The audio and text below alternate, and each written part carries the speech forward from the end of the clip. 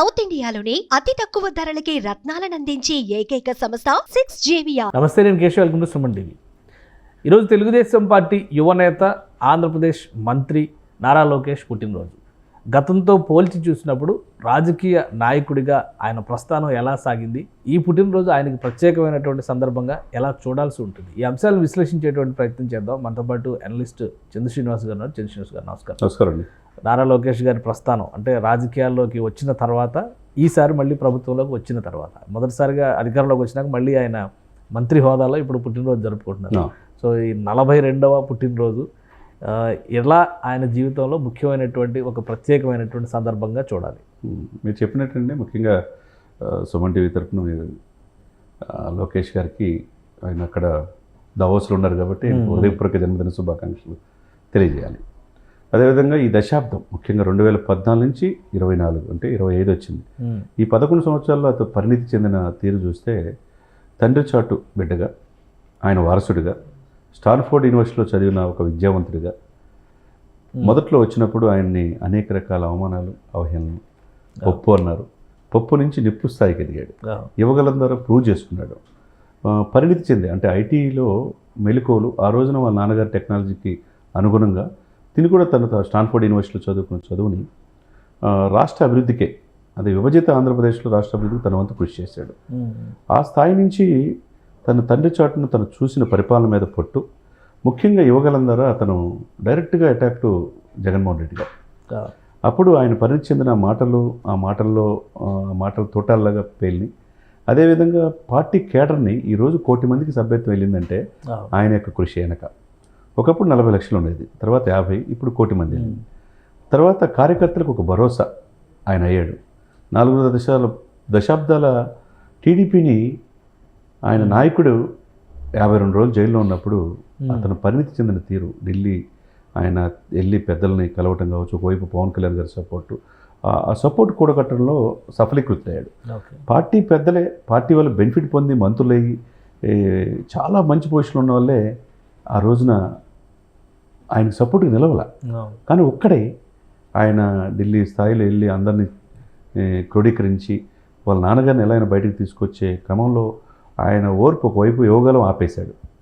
పార్టీని కాపాడుకోవాలా, పార్టీ నుంచి నాయకులు వెళ్ళిపోకుండా చూసుకోవాలా, పార్టీ అధినేతని బయటకు తీసుకురావాలా.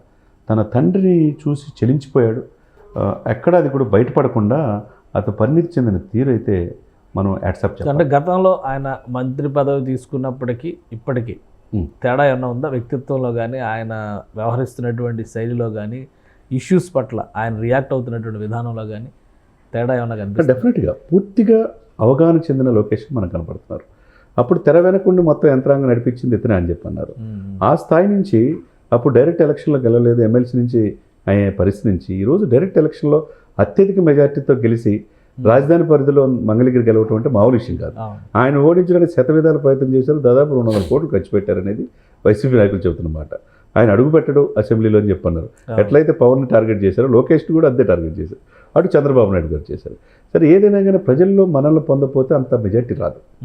ఈ వ్యక్తి మాకు కావాలని చెప్పి డైరెక్ట్ ఎలక్షన్ గెలిపించుకున్నారు. అదేవిధంగా ఆ నియోజకవర్గాన్ని అభివృద్ధిని కూడా ముందుకు తీసుకెళ్తారు. ఎక్కడ ఓడిపోయారో అక్కడే భారీ మెజార్టీ, అత్యధిక మెజార్టీ గెలవటం మామూలు విషయం కాదు. అదొకటైతే అండి, తన తండ్రి చాటును ఎదిగిన ఆ లోకేష్ గారు మీరు అన్నట్టు 42 సంవత్సరాల వయసులోనే అన్నీ చూశాడు. అవమానాలు, అవహేళనలు, ఎట్లయితే పవన్ కళ్యాణ్ గారు అటాక్ చేశారో ఆ అవమానాలు, అవహేళన నుంచి ఈరోజు పరిణితి చెందిన రాజకీయ నాయకుడిగా ఎమర్జెంట్ తీరు అందరూ అప్రిషియేట్ చేయాలి.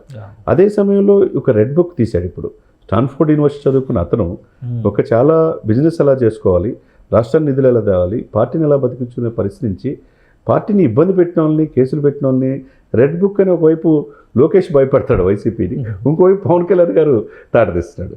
ఇవన్నీ మాటన అటువైపు జనసేన అధినేతని దగ్గరికి వెళ్ళటం, ఒక సోదరుడిగా భావించి ఆయన యొక్క ఇది సపోర్ట్ తీసుకోవటం, ఒకవైపు పార్టీని కాపాడుకోవటం, ఇంకొక సెంట్రల్ పెద్దల్ని కూడా ఇది చేసుకోవటం అనేది మనం చాలా అప్రిషియేట్ చేయాలి. అదే సమయంలో మీరు చెప్పినట్టు ఇంకోటి, ఈ దశాబ్ద కాలంలో ఆయన ముఖ్యంగా పరిపాలన మీద, వివిధ శాఖల మీద పట్టు, ఎలా పరిపాలన మీద ముందుకు తీసుకోవాలి, అస్తవ్యస్తమైన ఆర్థిక వ్యవస్థను ఎలా గాడిలో పెట్టాలని వాళ్ళ నాన్నగారి కంటే ముందు, దావోస్ కంటే ముందు ఇతను వెళ్ళారు. మళ్ళీ మధ్య అమెరికా టూర్ వెళ్ళారు. ఎలన్ మాస్క్ని సందర్శించి ఆయన్ని కార్యాలయాన్ని సందర్శించాడు. రెన్యూబుల్ ఎనర్జీ మీద, తర్వాత ఈ ఎలక్ట్రానిక్ వాహనాల మీద, ఎందుకంటే ఐటీ టెక్నాలజీ మినిస్టర్ కూడా ఆయనే కాబట్టి దాన్ని ఏ విధంగా రాయలసీమకు పెట్టుబడులు తేవాలని చూశాడు. తర్వాత గూగుల్ సీఓను కావచ్చు, తర్వాత మైక్రోసాఫ్ట్ సత్యనాథన్లు కలవడం కావచ్చు. ఐటీ పరిశ్రమలు లేవు, ఉపాధి లేదు, గత 5 సంవత్సరాలు నిర్వీర్యం అయిపోయింది. మరి ఐటీ హబ్గా, ఆర్టిఫిషియల్ ఇంటెలిజెన్స్ హబ్గా విశాఖపట్నం చేయాలనుకుంటున్నారు. ఒకవైపు అమరావతికి అనేక ఫ్యాక్టరీలు తేవాలనుకుంటున్నారు. తర్వాత డ్రోన్ విన్యాసాలు.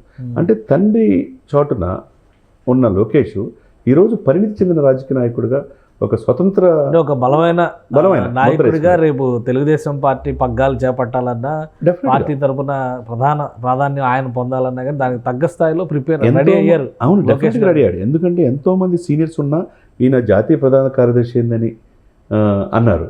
మరి అతనే ఆ వయసులోనే అనేక కష్టాలు చూశాడు. తన తండ్రిని ఇబ్బంది పెట్టింది చూశాడు, పార్టీని కాపాడుకోవటం, ఒకవైపు పవన్ కళ్యాణ్ గారితో ఈ జనసేన కలిపి కూటమి వెళ్తాం, ఒకవైపు బీజేపీ పెద్దలతో సంప్రదించడం, ఇవన్నీ రాటు తెలిపాడు అనుకోండి. ఎందుకంటే తనలో అన్నీ చూశాడు కాబట్టి ఈ రోజున పరిణితి చెందిన రాజకీయ నాయకుడిగా రూపాంతరం చెందాడనే మనం అనుకోవాలా. భవిష్యత్తు తరాల టీడీపీకి సమర్థవంతమైన నాయకుడిగా, వారసత్వంగా, సమర్థ నాయకత్వం, కోటి మంది డెఫినెట్గా. ఎందుకంటే తనతో పాటు యువకాలంలో పయనించిన వాళ్ళని, యువకులను కూడా చాలామందికి మన నామినేట్ పదవులు కూడా తీసుకొచ్చారు. ఐటీ వాళ్ళని కావచ్చు, కొంతమంది పార్టీని కనిపెట్టుకున్న వాళ్ళు కావచ్చు, ఎన్ఆర్ఎస్ని నిధులు తీసుకురావడం కావచ్చు, అనేక రకాలుగా. ఎందుకంటే ఎప్పుడు లేని విధంగా రాష్ట్రం బుడమేరు పొంగినప్పుడు, విపరీతమైన కరువు కాటకాలు ఉన్నప్పుడు ఏ రాష్ట్రం లేని విధంగా నిధులు ఆంధ్రప్రదేశ్కి వచ్చినాయి. దాంట్లో తెర వెనుక లోకేష్ యంత్రాంగం కూడా పనిచేసింది అనుకోవాలా. ఇక ఒక రకంగా ఐఏఎస్లు, ఐపీఎస్ ఆఫీసుని పని చేయించుకోవటంలోనే ఇప్పుడు ఆధారపడి ఉంటుంది ఆంధ్రప్రదేశ్ భవిష్యత్తు. కాబట్టి పరిణితి చెందిన నాయకుడిగా ఈ దశాబ్ద కాలంలో ఆయన రూపాంతరం చెందిన తీరు, రేపు ఈ పగ్గాలు, టీడీపీ పగ్గాలు చేపట్టే అన్ని అర్హతలు కూడా ఆయనకు ఉన్నాయని మనం అనుకోవాలి. రైట్. థ్యాంక్ యూ చంద్రశ్రీనివాస్ గారు విశ్లేషణ అందించారు. ఇది గత 10 ఏళ్ల ప్రస్థానంలో రాజకీయ నాయకుడిగా లోకేష్ ముద్ర అనితర సాధ్యమైంది. అలానే ప్రతిపక్షంలో ఉన్నటువంటి గత 5 ఏళ్లలో ఆయన సాధించినటువంటి అనుభవం, పరిణితి రాబోయేటువంటి రోజుల్లో తెలుగుదేశం పార్టీకి స్పష్టమైనటువంటి నాయకత్వాన్ని అందించడంతో పాటు దిశానిర్దేశం చేసేటువంటి సామర్థ్యాన్ని కూడా ఆయన పుణికిపుచ్చుకున్నారని చంద్రశ్రీనివాస్ గారు విశ్లేషిస్తున్నారు. ఇది special discussion. Keep watching. Suman టీవీలో మీ పర్సనల్ అండ్ బిజినెస్ ప్రమోషన్స్ కోసం కింది నెంబర్కి కాంటాక్ట్ చేయండి.